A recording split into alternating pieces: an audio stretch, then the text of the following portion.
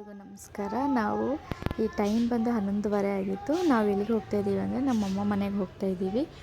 ಏನಕ್ಕೋಸ್ಕರ ಅಂದರೆ ನಮ್ಮಮ್ಮಗೆ ಒಂದು ಸ್ವಲ್ಪ ಹುಷಾರಿಲ್ಲ, ಸೊ ಅದಕ್ಕೆ ನಾನು ನಮ್ಮಮ್ಮ ಮನೆಯಲ್ಲೇ ಸ್ಟೇ ಆಗೋಣ ಅಂತ ಹೋಗ್ತಾ ಇದ್ದೀನಿ.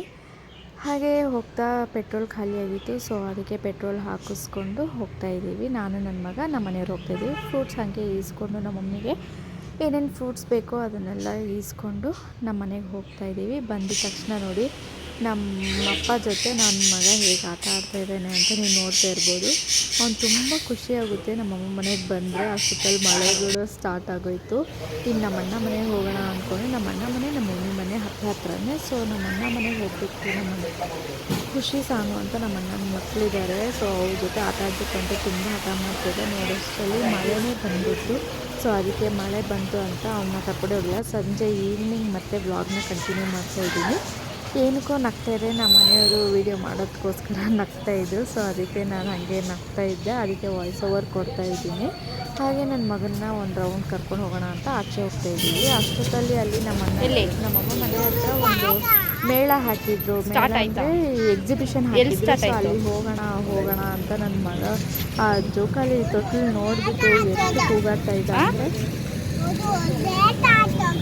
ಲೈಟ್ ಹಾಕಿದಾರಾ?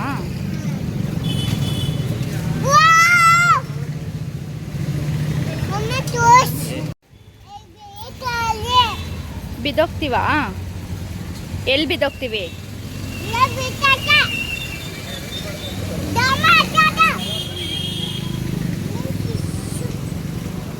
ಬಜ್ಜಿ ಬಂದು ಈಸ್ಕೊಂಡು ಅಂತ ಬಂದ್ವಿ. ಸಾಯಂಕಾಲ ಆಗಿತ್ತು.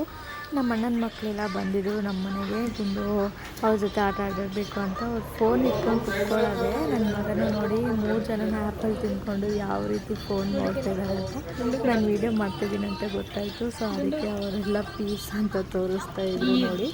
ಆಮೇಲೆ ಸಾಯಂಕಾಲ ಹಾಗೆ ನನ್ನ ಮಗನೂ